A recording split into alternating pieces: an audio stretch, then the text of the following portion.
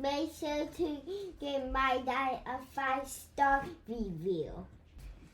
Make sure to like and subscribe to his YouTube. Thank you for listening and enjoy the show. So I've seen a lot of that. I've seen a lot of Christians who get into government who think you need a good religious person in government. And what do they do when they're there? It's not helping the least of these. It's just pushing a symbolic measure of like superiority.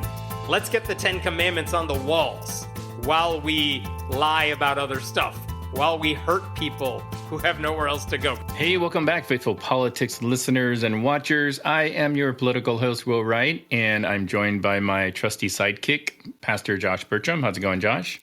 I'm doing well. So am I Robin or Batman? That's my question, dude. Robin, definitely Robin. I reject that. The Red Tights, unless you watch the Titans, though, which is a great DC series, and this is coming from a Marvel person, but we can get into that later. But joining us this week, we are so happy and glad to have with us Hemant Mehta. I had to say it slow just so that way I wouldn't butcher it. You're good. And he is a writer, speaker, content creator known for his work on atheism, religion, and politics. He's the author of I Sold My Soul on eBay, which is really kind of interesting. I read the blurb for it. I'm going to ask you some questions about that. And the Young Atheist Survival Guide. He runs a very excellent Substack, which is the only Substack I actually pay for. And I read a lot of Substacks. It's called the Friendly Atheist blog. Do you still have your podcast? Yeah, I do. Same title, friendlyatheistpodcast.com for anyone interested in that. Yeah. Awesome. Yeah. And awesome. You've also appeared on all kinds of places, CNN, Fox News, other media outlets. This one is probably the one I bet most people point out the most. You're a Jeopardy champion. It was a while ago, but yes. That is amazing. It was a random, very cool experience. And it was amazing. Okay, so let's just start there real fast. So tell me about that. You're the first person I know that's ever won a Jeopardy. It was straight up. They have at the time. I think they do it a little differently now. This is in 2019, I believe. You could take a test a couple times a year. Just straight up, they would ask you questions online. You tried your best to answer them within the time limit, and then you never hear from them, is the assumption. And they wrote back at some point and said, you did fine. Come in person to take a follow-up. We're going to be within like an hour of where you live. Oh, my gosh. So basically, come in person for 2 reasons. Take another test, just so we can verify, you were not cheating on the first test. And second, we just want to see you in person. So literally, I'm in a hotel ballroom with like 100, 200 people who are in the same position. And we all took a test. They did some practice games with us. So you literally get like 2 minutes of time with other people doing something. And then they're like, all right, maybe we'll call you. Maybe we won't. Bye. Thanks for coming. And I thought that would be the end of it. And I thought it would just be a really cool story to tell some friends. And then, I don't know, a while later, they actually called and said, hey, you're going to be on the show on this date. If you can't make it, too bad. You're never going to be on it, right? Like, come on this date if you want to. And I'm like, yeah, I'm there. Fine. Dang. And it was just an amazing experience. I mean, I spent they film like 5 episodes a day, like a week's worth of episodes in a day. So you're in a room with like 10 people, 11 people. And you don't know who's returning. You don't know if they're dominating for like months on end. And I was hoping maybe I won't like these people and then I'll really want to beat them. And they were all really amazing and fun and smart. And of course they would be because they are there. And so you get to know all these people and then you randomly are told seconds before they start taping, hey, you two, you're the ones that are going to face the returning champion on Tuesday's episode. So go get makeup done and then get out there in 2 minutes and let's go. And that was kind of it. And it worked out in my favor, the game that I played. I lost the next game that I played, but even if I had lost, I mean, worth the experience. That was so cool. Wow. What was the like winning question? That for the one I won? Yeah. I got it wrong. But the question, if I'm gonna butcher it now, of course, there's a place called Four Corners in Canada that has like these two provinces up here and these two down here. What are these two over here? And I got so stuck on the wording that I'm like, I don't even know what an educated guess here would look like. And I got tripped up. But luckily, the way the betting went at the end, it just worked out in my favor. Wow. Yeah. That's amazing. It was very cool and totally random. Didn't expect it. You know the answer now? Yeah, now I'll never forget it. It was Saskatchewan and Manitoba. Saskatchewan and Manitoba. I know. I screwed up. That's amazing. So, like your Canadian subscribers, like, do you notice that there's like, there's a deficit in those particular areas? I know. There's no one from those provinces. They don't like me. No, I feel it's one of those things that, if anyone has...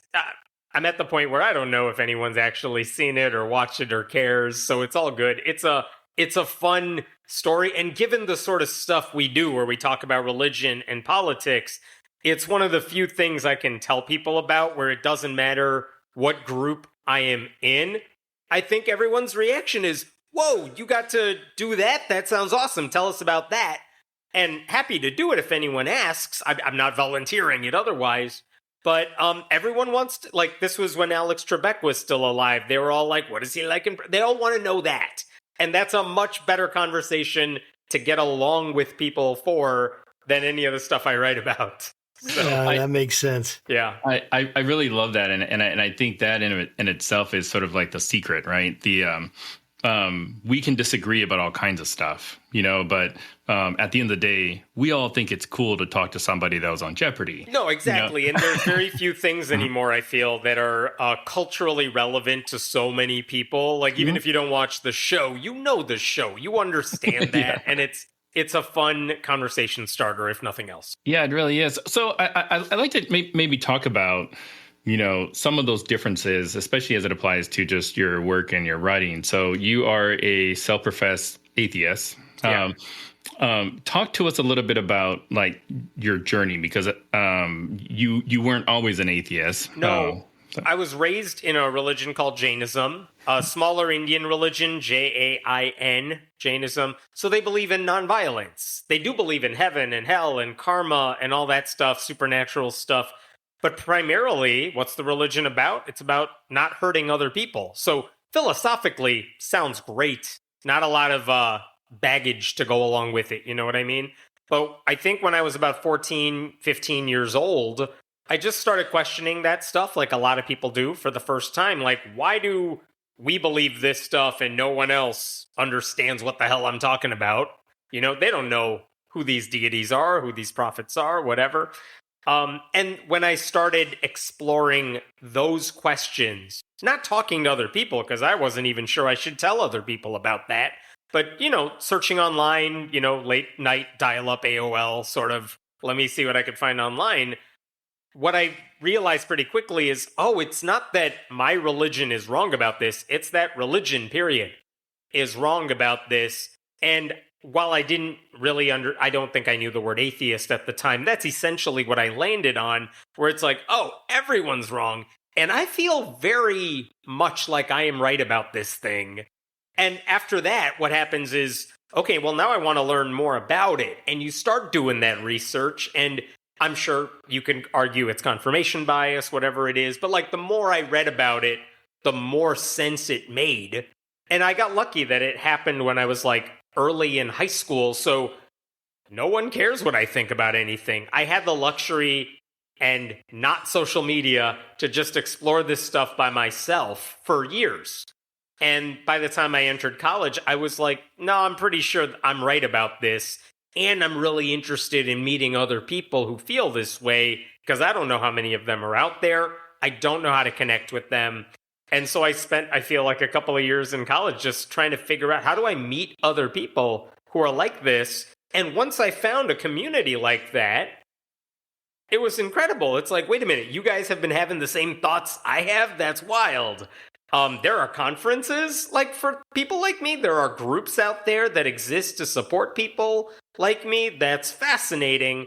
And that kind of got me on this journey of not just wanting to be an atheist, because who cares, but actually wanting to understand what it is these groups do. Because even if you go to what's the most atheist group you can think of, I don't know, American Atheists or whatever, even if you talk about what do they do, very little of it is trying to get people to be atheists.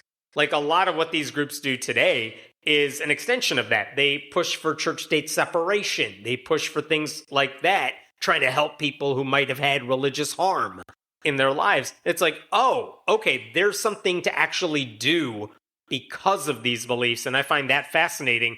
And if you read anything I write about these days, you will know I spend virtually no time at all trying to tell people why they should be atheists, and all my time talking about, Christian nationalism or things that result from religious harm, or atheists when they do things I don't like either. So that's kind of where my focus has been since then. Man, I really appreciate you sharing your story. I think it's always it's so interesting to me to try to understand someone's story and then to even try to understand the internal process, like what was going on, what was happening inside, because I feel like you can hear what people think, which is great, but I'm actually a lot more interested now in how people think, not necessarily what they think. I mean, I think what they think is very important, no doubt, but I really like hearing how people think. And with that, what was that process like for you? Like even thinking about your family, what did they think of it? How did you work through that? How did you process the emotions of leaving something that you knew to something you didn't know? What was that journey like for you? A lot of it is I didn't tell people about it for a while. So my family didn't know for a long while. But I think the biggest issue with it is I had been raised to believe, not directly so, but implicitly, that if you believe in God, that's the way you are a good person, right? You need God to be good. And trying to reconcile that with, wait, I don't think I believe in God. Oh, wait, what does that mean? And when I'm reading what other people have written about this stuff, it's, oh, wait, people who don't believe in the God I believed in, or the deities, or the supernatural stuff I believe in, they have the same beliefs about goodness. They act the same. They're good and they're bad, but it's not because of that. You have to rework the rationale for so many of the things that I accepted as true because of religion. And it's like, well, if you take religion out of it, how much of that is still accurate? And you realize some of that stuff falls away, but a lot of that stuff is probably still true, even if you take God out of the picture. And it's like, oh, but you have to refigure out all of this stuff. And that's what takes a while, especially, and again, it happened for me when I was young. But imagine you're like 30 or 40 and you've been steeped in religion your whole life. I've talked to pastors who have been in similar positions. Like, this isn't just a belief. This is my calling. This is what I believe I was raised to do.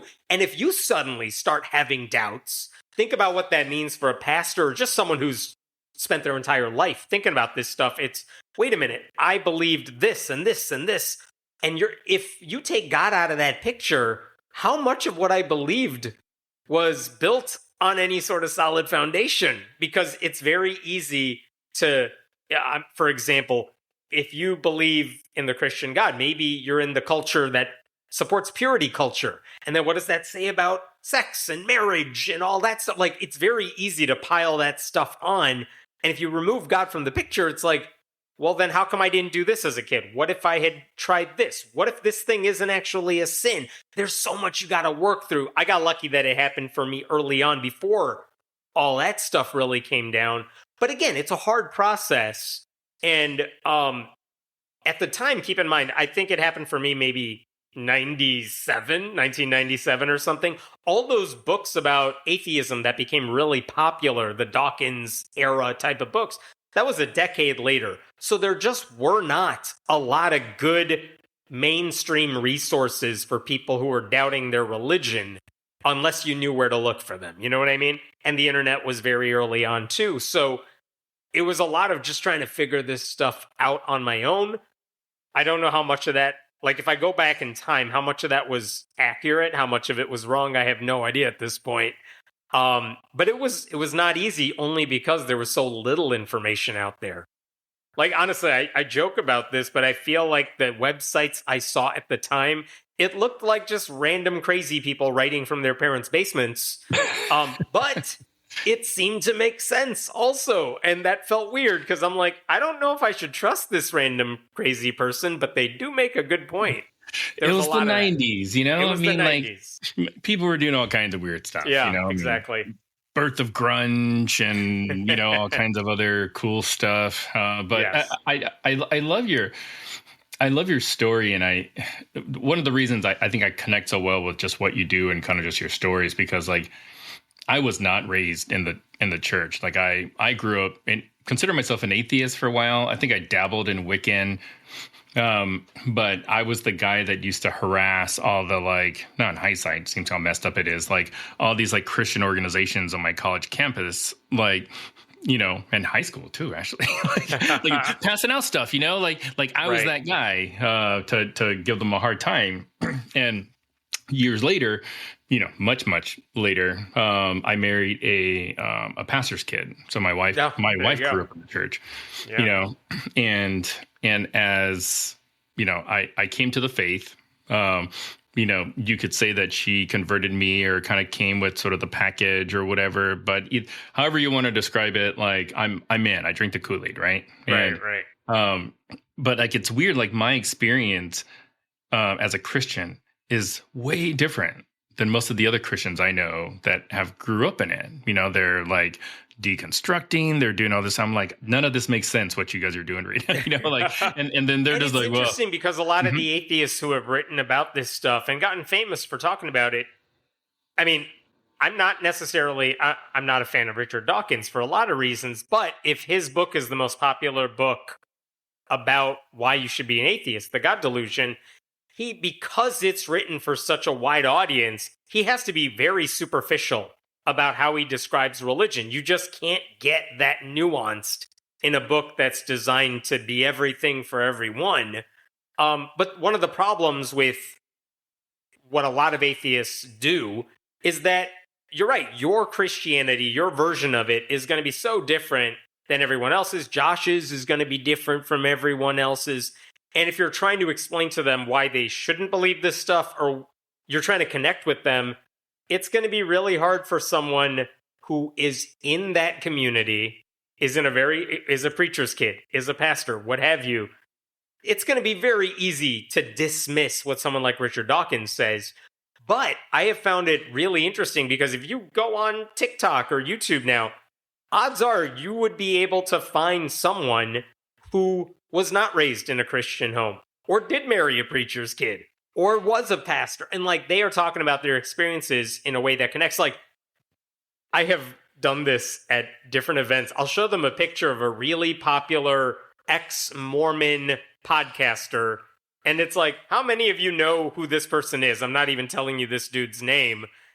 And most of them have no clue, but the ex-Mormons in the crowd know exactly who it is. And then we play the same game. It's like, this dude is an ex-Jehovah's Witness with a really big following. Do you know who it is? Most people, the answer is no. But I have met ex-Jehovah's Witnesses, and I'm like, do you know who this person is? And they're like, oh, yes, I do. Because they all find these people because they're looking for someone who understands what they've been through, and they can ease into those stories. And, you know, when you find someone who's not afraid to criticize the beliefs that you grew up with, and it's not just someone mad about religion. They're like, no, I remember when I was in this temple service and this happened, and this is the thought process I have as to why it's wrong. It's like, oh, you were there. You definitely know what you're talking about. And that's something a lot of the more famous atheists just don't have the capacity to talk about.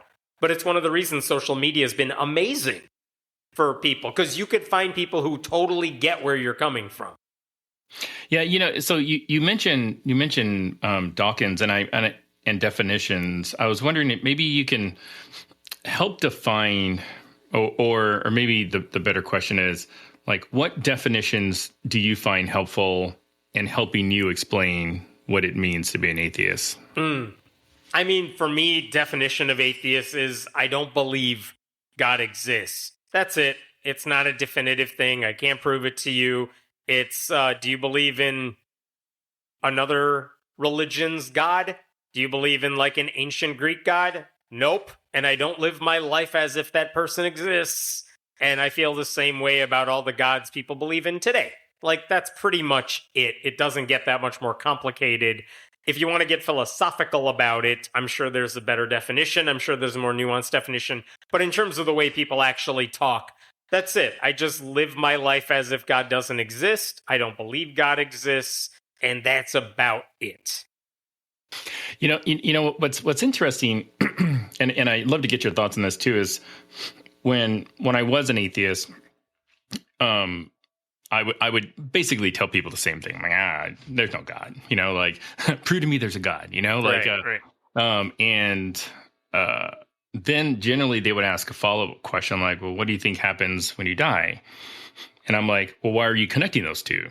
Yeah. Because as an atheist, I'm like, they're not connected for me. Like me dying is a biological process, right? Like everybody does it, and if you connect to the God, you're purposefully tying my belief in a God with my belief to an afterlife where they're disconnected for me. So I'd love to kind of get your thoughts or take about that. Religion offers answers, usually comforting answers to things we just cannot answer. And that's why, like, what are the biggest questions people have about that stuff? Why are we here? Where are we going to go? Like, I can't give you answers for those. I can tell you it won't be a comforting answer. But if you are religious, not only do you have answers to those questions, they make this really scary thing, your non-existence, seem really wonderful. Like, you will get to see everyone again. You will get to go to a place that's wonderful and lovely. And the details don't matter because every religion has their own version of that story. And it's like, yeah, if you lost someone close to you, sucks, traumatic. If you lost someone younger than you, a child or something, it's awful, worst thing in the world. If you're trying to figure out how to get through that, religion provides a very simple, very comforting way of dealing with it. That's why people want to know. That's why people ask those follow-up questions, because if you're taking away those really, I would argue, simple, made-up answers that are really comforting, like, what do you have? Reality is not comforting. But it doesn't bother me. I don't stay up at night thinking about it. It's just the way it is, kind of like you said. But a lot of people want that. They want that comfort. We can make a politics thing out of this too. People like being told that everything's going to be okay because they don't want to do the homework of figuring out how that's actually going to work. That's the story of everybody, right? Like, the people who actually look at this stuff and study it happen to know a lot more, and it's not always comforting. But there you go. And that's not to say people who are religious haven't ever thought through any of this stuff. They have. But I am saying for a lot of people, most people, I think I can say this. I don't want to speak for the two of you. You talk about this. You think about this stuff constantly. Most people don't. That's it. They don't. They don't have discussions about this stuff. Even in my own life. One of the reasons I do YouTube and podcasting, those are very much one-way sources of information. I don't take calls or anything like that. But outside of work, I don't talk about this stuff. If I'm out with friends or something, it doesn't come up. And it's not that my friends are not smart. It's just this is not a thing we ever really spend time discussing. And so if I can provide any service with the stuff that I do, it's trying to explain, hey, there are some things you need to care about when it comes to this stuff. And let me try to explain it to you. And I hope people find that interesting. But again, that nuance, I don't even know what the question was anymore, but that nuance gets lost on a lot of people, I think, a lot. That's right. No worries, dude. That's, it's so, when we think about the afterlife, it's funny because the Bible doesn't tell you very much about the afterlife. No. If you actually look at it and you actually read it. It tells much about the afterlife And the thing that we inherited is just not in there. It's some kind of tradition that got talked about, and then that got passed down. And the Bible has, it seems to me, has much more to do with how we live here than it does about where we go when we die. There's obviously this real big mystery to death that all of us are going to have to go to, and none of us have gone and for enough time and then come back. Although I have heard stories, obviously I've never seen it, of people that are somehow resurrected. You hear these stories and you're like, wow. I'd have to see some pretty good evidence on that. Go ahead. There were some stories. It's been a while since those books were really popular, but there was some famous ones where a kid died on the operating table, saw heaven, came back to life, and then heaven is for real. That's what that. Right. And then that kid grows up, and it's that didn't happen at all. My parents kind of fed me the information they wanted me to know. Yeah. I mean, getting into near-death experiences and stuff like that. And I was actually referring to just more accounts from the missionary field and right. And but this is one of those things. Those were stories I found fascinating when I was going through that journey away from religion. And the weird thing is now I feel like even Christians that I pay attention to, because I'm curious what they're talking about, even pastors that I sometimes follow, never talk about any of that stuff, because so many of them that I follow seem to have gotten more political than theological. Oh, yeah. Right? Absolutely. It's all over the place now. And it's interesting to me because, I try to imagine, I try to ask myself, what would it take for me to become an atheist? Yeah. What would need to happen? What would I need to be convinced of? What would I need to and I don't necessarily have an answer to that question, because so much of what we actually, know and understand, at least from from my understanding of it, is these subconscious processes that we don't have a ton of control over where we land when it comes to a certain belief, or if we think this is the case, or our beliefs, and oftentimes we'll make things up in order to justify something, a belief that we didn't have. I think it's called confabulation. You can look it up in all these, these psychological studies of people basically making things up that were clearly not true in order to, because their brain was just we have to come up with a rational reason. This is why I don't try to this. spend my time. I don't do debates, almost never. And I don't try to argue. Have you ever theology. Done one? A formal one? I don't. If I have, it's been a long time. And you forgot about it, so it wasn't honestly, that impactful. Yeah. I've sometimes been asked to do it, and I'll just say no. Unless it's a really cool venue or something that sounds amazing. Maybe. But otherwise, it's just not something I focus. There are other atheist friends of mine who do it, and they're really good at it, and more power to them. I just never found that as interesting because, like you're saying, I don't think I'm going to, if you and I, Josh, are doing a debate, I don't think anything I'm going to say to you within the next 30, 45 minutes is going to magically change your mind. Sure. We're playing to the audience, whoever's watching that debate. Absolutely. And because it feels performative in that way, I just never found that personally appealing. Yeah, and I even in private one-on-one that. conversations, I feel the same way. If someone's emailing me a question about theology, I either don't respond to it or just delete. Delete. Yeah, because I'm what I'm not gonna waste my time on this. I'm not gonna go in and do all that. Absolutely. Yeah. Why am I doing your homework for you? Yeah, even in a debate, it's at the end of the debate, there has to be a winner, there has to be a loser, and it's that's not really how this process works. At least I wouldn't want to see it that way. I did get invited to one. This is years ago with William Lane Craig, who's famous for doing exactly those debates. Oh yeah, I know William Lane Craig. Yeah, yeah, and I'm this is not anything that is interesting to me whatsoever. If you need an atheist, I'm happy to point you to some, but no, not interested in this. Dude, that's so funny that you got invited to a debate with William Lane Craig. I actually want to get him on the podcast. I don't know if you would do it or not. I feel like I haven't heard his name mentioned in a really long time. I have no idea what that guy's up to. Debating atheists, the things that he loves doing. Yeah, but even in that capacity, I don't think I've seen his name mentioned very much. No, that's probably true, yeah. Have you ever heard of Joe Schmid, by the way?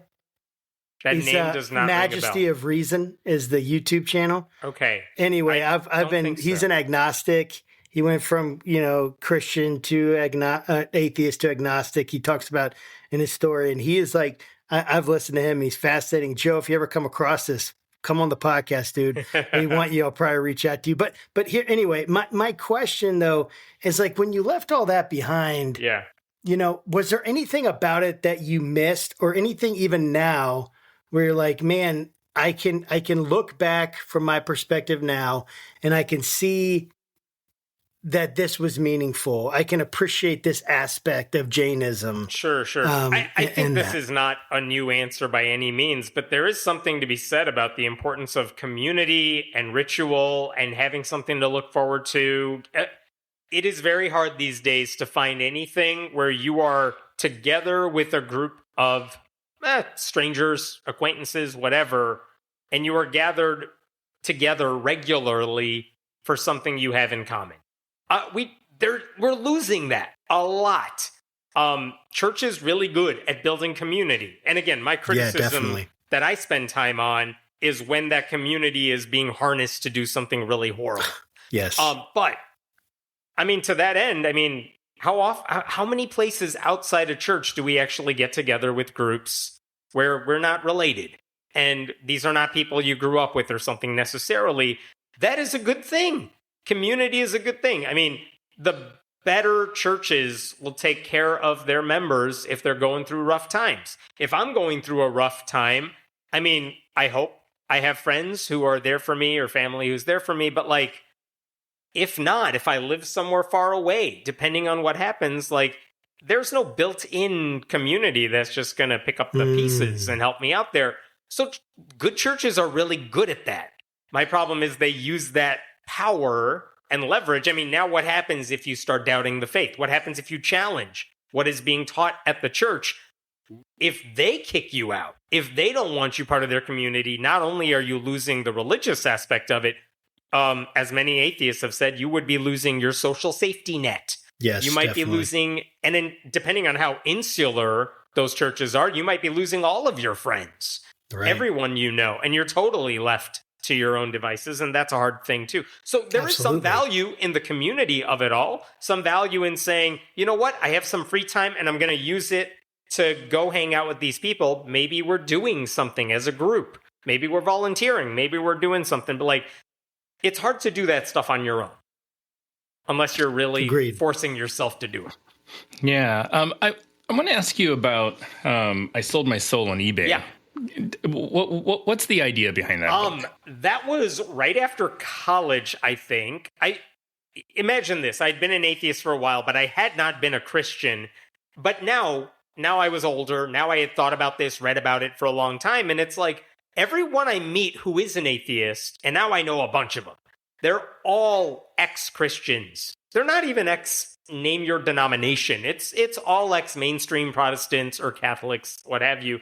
And I've never been to an evangelical megachurch. I've never been to a Catholic church service for anything real. It's like, I can read about it, but that's very different than experiencing it firsthand. So long story short, this is at a time when eBay was popular. I just put up an ad saying, you can bid on where I go to church and I'll document it for you. I thought that was funny. And what I didn't realize is, oh no, there are people that actually want to send me to church because I'm an atheist. And a pastor ended up winning me for over $500. Nice. And I'm like, oh no.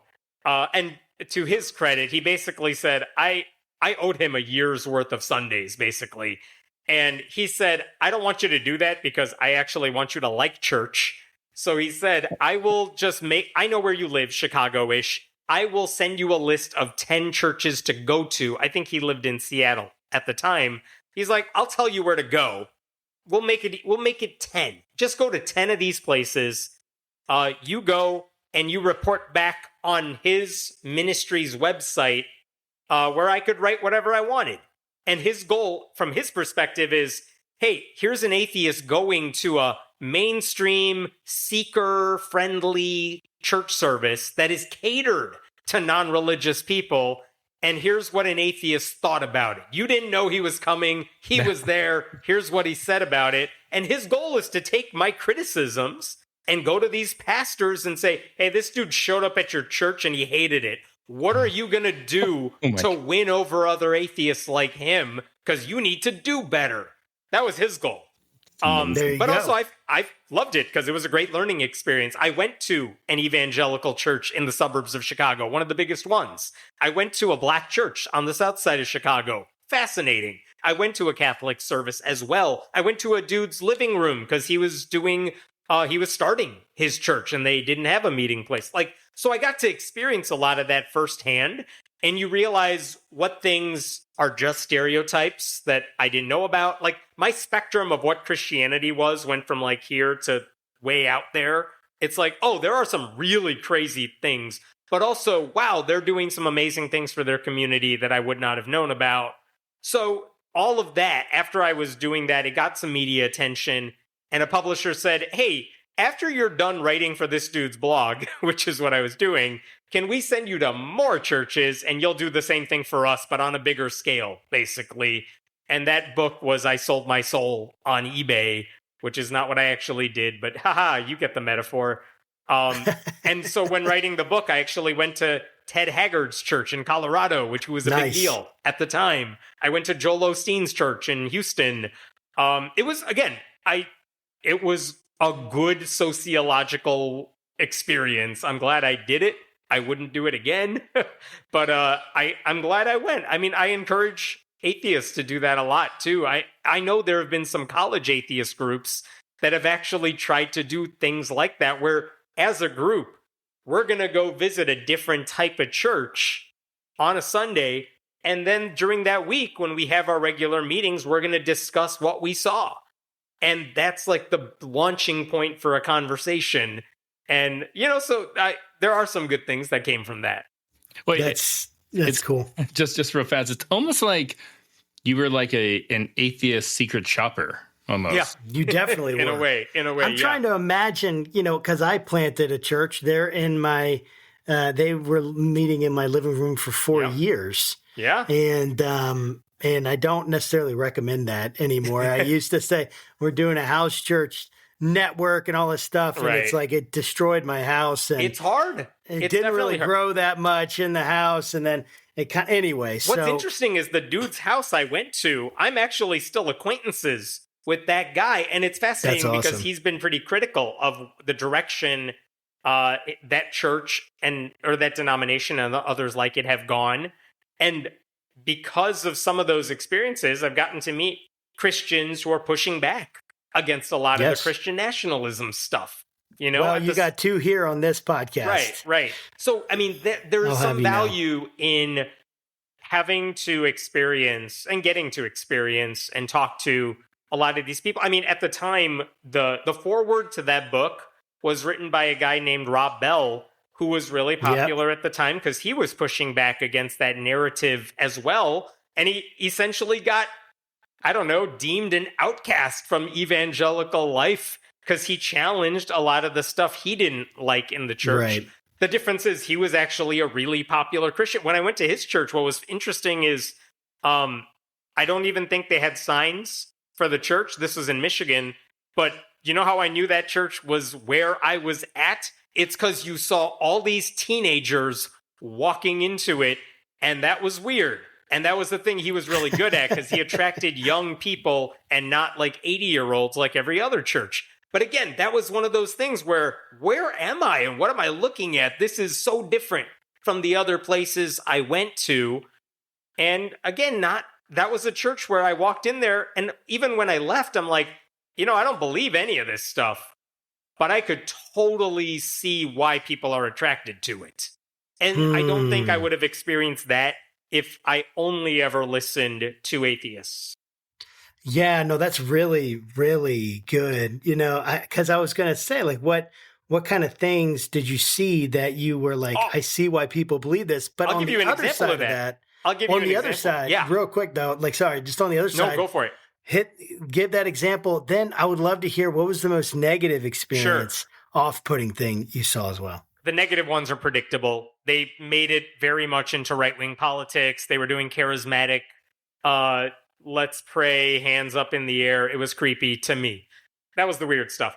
The one at the Rob Bell Church, because it attracted young students, what I liked about that one, for example, is whoever the pastor was, it wasn't him that day, they did a thing where they just held up the local newspaper, which was a thing at the time, newspapers. And they said, you know what the headline is on the front page of this? Like, 25% of the people in our community are living below the poverty level. What are we doing as a church to fix this? And it wasn't a rhetorical question. They actually discussed that in their small groups later in the week, because they really did believe, and maybe not, maybe seriously, like they really did think, as a church, as big as we are, we have the power to do something about this. And what's the point of meeting every week if we're not addressing issues like this? I don't know whatever happened with that church, and the ones like it don't have the power that the other side does. But, I mean, when you see that, it's like, oh, here's a church directly addressing poverty. Here's a black church that is addressing local issues, political issues, but not in a MAGA sort of way. It's like, I need to be careful about how I attack church, because church isn't necessarily the enemy here. It's something different. I got to be nuanced with how I talk about that. Yeah, what's interesting, and I've said this in the show before, that when we started this podcast 5 years ago, and we were pretty ignorant, kind of about the intermingling of faith and politics. Like we were very, very ignorant when we decided to call our podcast Faithful Politics. We just thought, hey, I like politics, he likes faith, theology, like, let's call it Faithful Politics, and then we started getting, like, guest requests, like, for people to come on our show from, like, all different walks of life, and we're like, what kind of message are people getting, just like, because we know they're not doing their research and looking at our website, like. So, oh my God, I get so many pitches from evangelical authors and their publishers. I'm like, I don't think you know what you're getting into. Yeah. Exactly. And since we've started or since we've grown, we've learned a lot, and we can see patterns in a lot of the news stories that you push out on your Substack, and just watching kind of the tea leaves, when there's like an excess of legislation, to put Bibles or Ten Commandments in schools. Like, for me personally, I'm just like, oh, that's a Project Blitz thing, so in my mind, or Project 2025 thing, or whatever the newest iteration of it is. Exactly. Like, so I'm curious if, like, out of all the stories you've done, like, what are some patterns or themes that you see sticking out from the religious groups? I mean, again, it depends on which groups we are talking about, but one thing I have noticed over the past year is when these churches realize they have allies in government, their churches just become arms of the Republican Party. And they act like it. Like, God becomes a side character to Donald Trump. And they don't say that explicitly, but they act like it. And they cater their thinking. Like, I think if you took religion out of the picture and you just had people saying that, you would think you were at a political rally. If you took away the church setting, you would think you're at a political rally. That is happening. I mean, I watch videos of it. There are things that are unjustifiable when you put it in a religious context, but they have just added politics into the mix. And this is why they want to get rid of, they want to be able to endorse candidates from the pulpit. I mean, they can get away with it now, but theoretically the rule says they can't. But why do they want to do that? Because it would just make explicit what is only implied right now. And that's a disturbing trend, because even if you're a pastor, I would hope that you're thinking church should be a place where we can get away from politics and talk about something larger and more universal or whatever. And even I think a lot of pastors have said, I can't do that because my own congregation will abandon me at this point. If I tried to talk about the Sermon on the Mount, they're not interested. If I try to talk about why God wants Trump to do whatever Trump is doing, they'll stick around for it.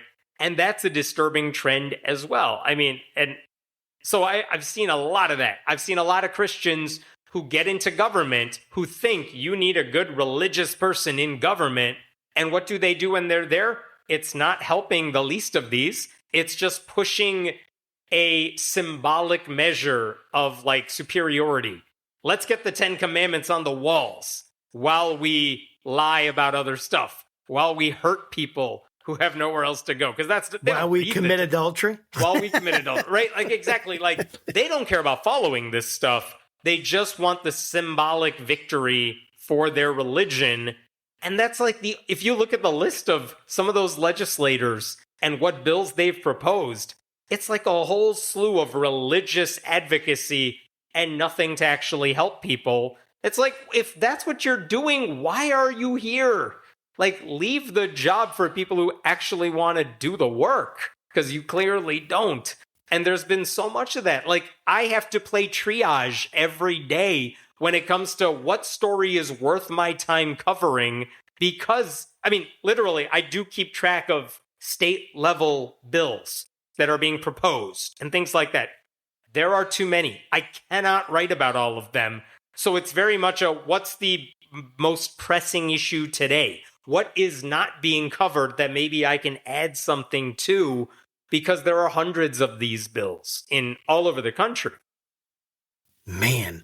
So I want to ask an obvious question, or maybe it seems like it's obvious the answer, but it's coming from a place of real genuine curiosity.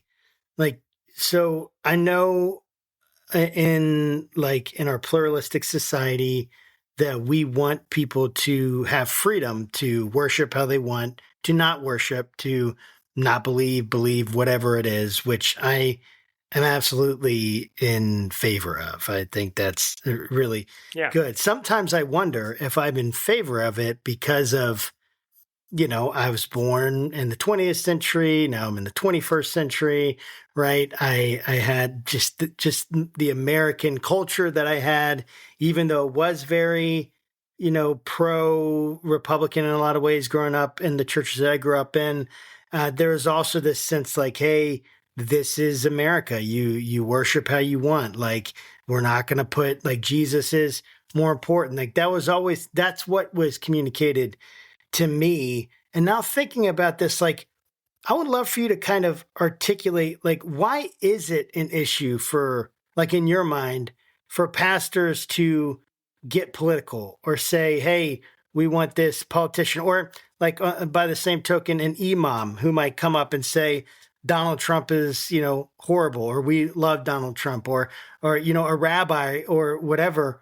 What is the issue that is the problem with people that have such deep convictions, see someone that could represent them or represent their deeply held beliefs and wanting to promote that? I would love to hear your thoughts on that. Few answers on that. One is, I think they're desperate right now. Every poll you can find shows that people are abandoning organized religion. Even if it slows down, it's not permanent. It keeps dropping, right?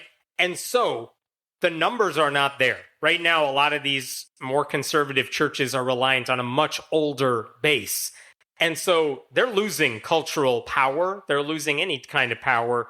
And so they will do anything they can. They will attach themselves to a sinking ship, which is what they've done with Trump, because he gives them the power and legitimacy they can't earn on their own. So that's part of it.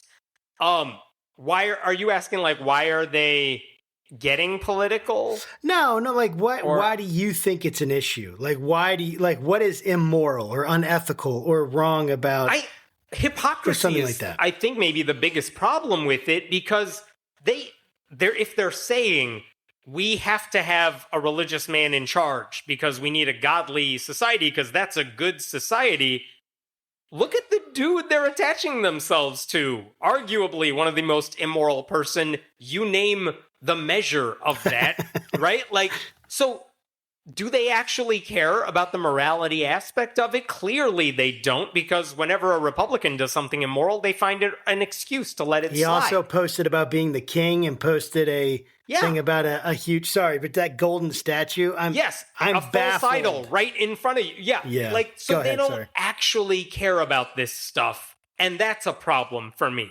If they actually wanted to, again, if they think living under what the Bible says, living under those values is the best way to do it, we don't live in a theocracy. Make a secular case for why we should limit abortions, why we need to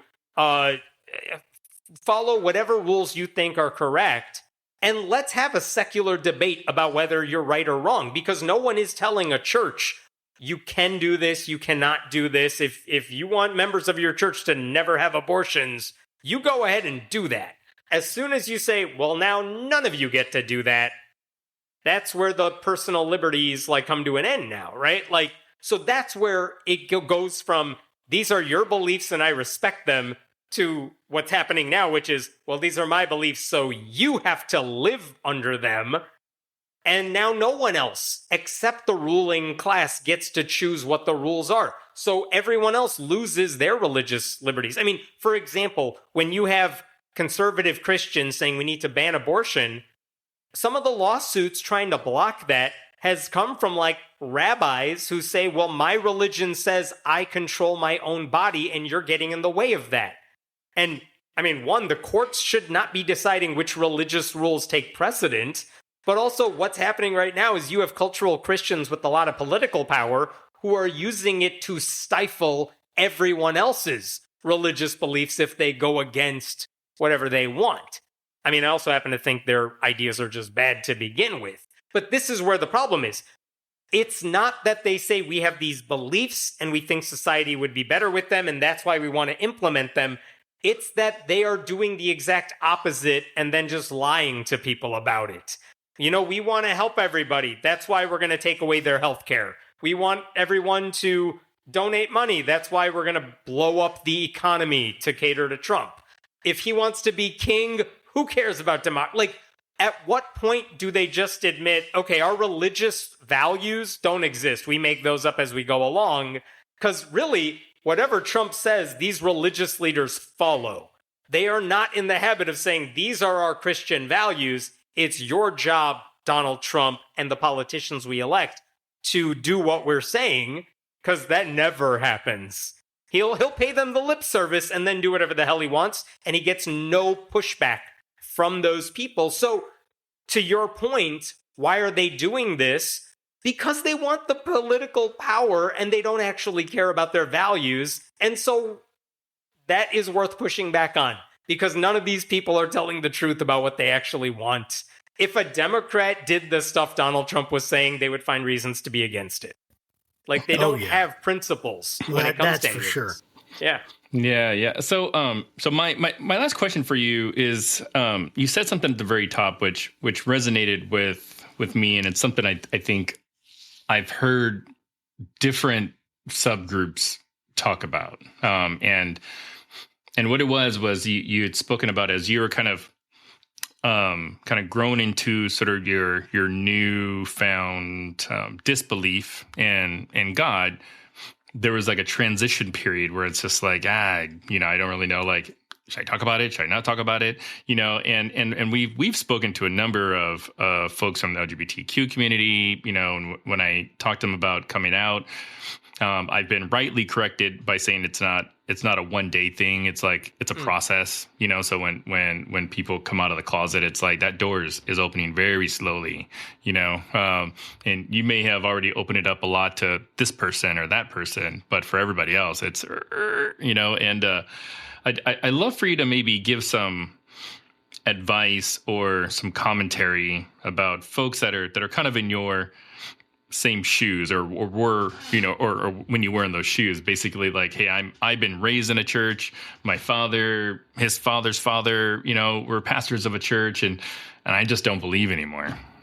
like what would you tell that person? I mean, look, there are resources online for people who have those doubts.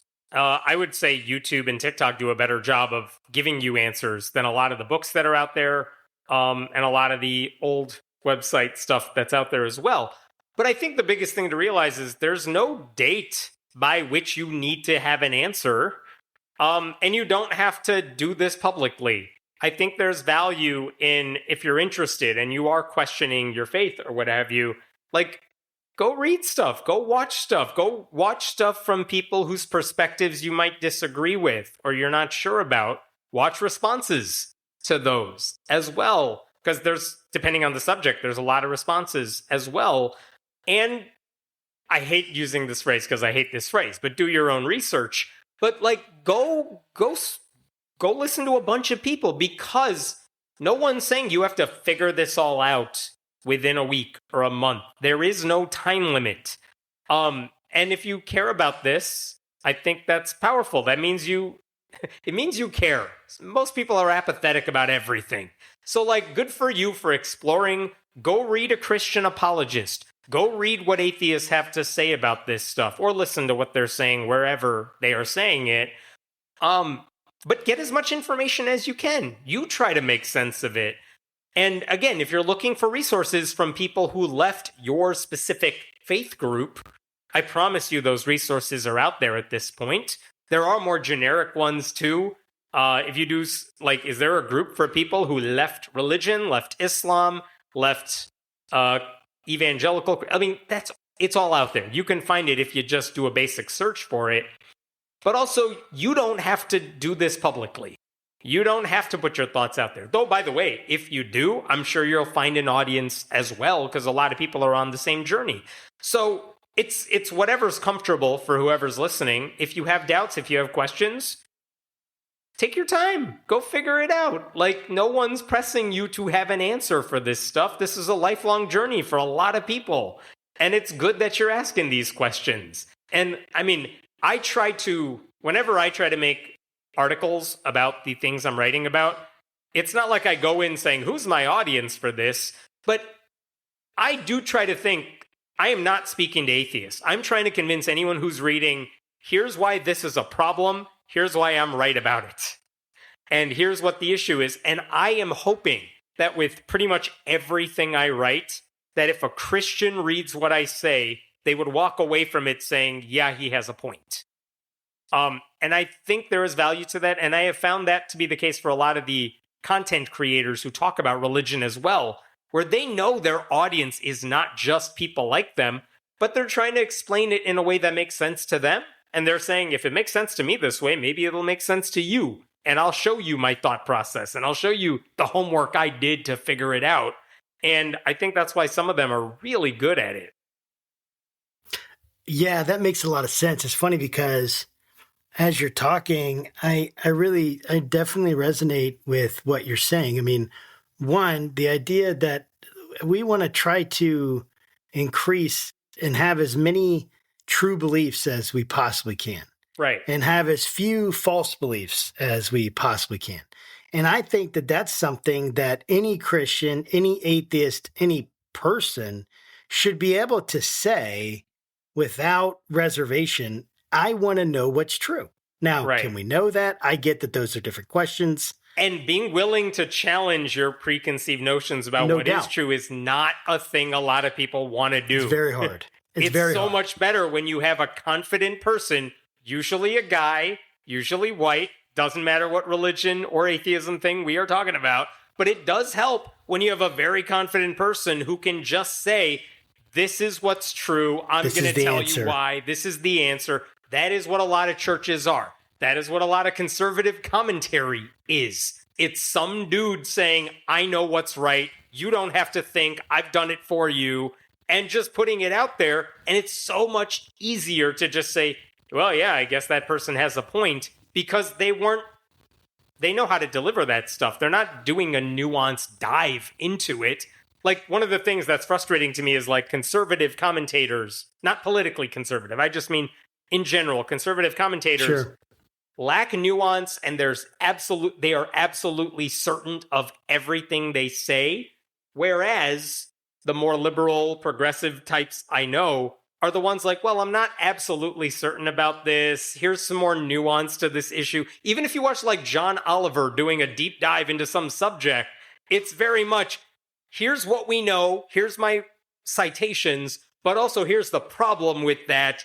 And usually the answer is, I don't know how we solve this. Whereas if you watch some conservative commentator talk about any issue, there's no nuance, there's no citations done, or very one cursory page 1 of Google, this is what I found, and just this is the answer, this is what we got to do. It's how Trump issues all of his policies. I know everything, just let me do it. It's how Elon Musk operates as well. And the problem is those things don't actually work. But so not to get off too much of a tangent, when you have people who are saying, I'm willing to explore my own beliefs, whatever they are, that's a good thing. We should encourage that. And as I've said Yes. to other people, I don't care if you listen to me. I don't need you to listen to other atheists. I want you to explore it. And I don't care what your end result is. If you end up not becoming an atheist, I am not losing sleep over this because I am not trying to earn a tally mark on the wall of someone I've converted, right? Like, but that is a different vibe than a lot of pastors, conservative pastors in general, where Sure. conversion is very much a goal. It's not for me, speaking for myself. But again, this is the thing. If anyone is willing to question their beliefs, that's a good thing no matter where you end up. And I wish we would encourage more of that. And you don't need to do it in public. And there's so many resources out there. And the more you take in, I think the better off you're going to be in the long run. Yeah, I mean, I definitely agree with you on that. And I do want people to come to know Jesus personally. That's Sure. a personal conviction of mine for a lot of different reasons. But at the same time, I have very little, next to zero control on that. So my bigger like concern is honestly a lot around what you're talking about. Is, are people willing to enter into these things? Are they willing to ask hard questions? Are they willing to pursue some of these things? Are they willing to embrace their doubts, have conversations? Because at the end of the day, like you said, they're going to wind up somewhere. They're going to wind up, and who knows where that's going to be? Who knows where you'll be in 30 years? Go ahead. And I will also say that not respect is the wrong word, but I do kind of have a soft spot for like Christian apologists who are just very much, I want you to believe in this stuff. I have done a lot of this homework and thinking, and I want to convey that to you. And I think they are wrong. But part of me is like, you know what? Good for you for caring about this so much that you want to convince people you're right. I have less of a problem with that and much more of a problem with people who clearly do not do the research, do not think about this stuff, absolutely. but are absolutely convinced they have the answer and also want to convert you. Like, that bugs me. When they get political about it, that bugs me. But if they're straight up, and I've met these people because we've maybe done events like this together, where it's like, oh, what's your deal? Oh, you are a Christian apologist who just very much thinks this and this about Jesus. Like, I think you're wrong. But at the same time, I mean, there are people I've met in those positions where maybe we have an event where we're doing a discussion, not a debate, but a discussion together. Sure. And because I know those people, and I think they begrudgingly respect me in that way too, like maybe before the event or afterwards, we'll go get lunch or drinks beforehand just to catch up. Because there is, and I'm not suggesting, yay, they're wonderful and right, even though they believe these things I find really horrible. It's more like you are passionate about this thing and you want to convince people you're right, but you're open to listening and you've thought about this. Good for you. I wish more people would do that. Yeah. I agree with you. I definitely agree with you on that. Man, Hemant, it's been... Did I say that right? I'm sorry. Yeah, you did. Thank you guys so much. This was fun to talk about. I really appreciate you coming on the program with us today. It's been a real pleasure having you. Sure. Thank you both. I appreciate it. Absolutely. And to our audience, guys, we want you to go check out the Substack. Check out the book, The Young Atheist Survival Guide, Sold My Soul on eBay. And give me the podcast from The Friendly Atheist. You want to check out the Substack? FriendlyAtheist.com is the website. It's free if anyone's interested. That's where I do most of my work. That's great. And we will put links to that. And again, we appreciate you coming on. And to our viewers and listeners, thanks so much for joining us, guys. Make sure you like, subscribe, do all the stuff that hacks the algorithm that we can get this out there. And until next time, keep your conversations not right or left, but up. Have a great one. See ya. Hey there, Josh Bertram here, faithful host of the Faithful Politics Podcast. I want to let you know about a compelling new spinoff, the Faith Roundtable, where I'll be interviewing top faith leaders, theologians, and scholars to unpack the pressing issues that are shaping the church in America today. We'll dive into topics like faith in public life, social justice, and how we can engage our communities more effectively. Make sure you don't miss any of our enlightening conversations by subscribing to it on our YouTube channel. Join me at the Faith Roundtable, where deep discussion meets thoughtful insight.